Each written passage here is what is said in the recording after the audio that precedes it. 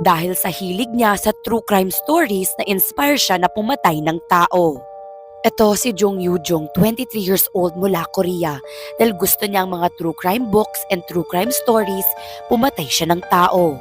Nag-research siya kung paano pumatay ng tao at kung paano itago ang katawan. Ilang buwan rin siya naghanap ng biktima online. Gamit ang app, may na-meet siyang guro na nagtuturo ng Ingles.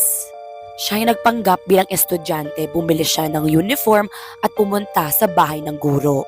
Sinaksak niya yung guro ng more than 100 times. Chinop-chop niya yung bangkay tas kumuha ng taxi tas tinapon ito sa damuhan. Siya ay nahuli dahil yung taxi driver kumontak ng polis. Makukulong siya ng habang buhay. Kaya guys, alam ko marami sa atin mahilig sa true crime. Kaya pinanonood nyo ako kasi mahilig rin kayo sa mga true crime and horror stories. Pero wag naman kayo ma-inspire sa true crime stories. Huwag nyo gawin. Nagkikwento ako ng true crime hindi para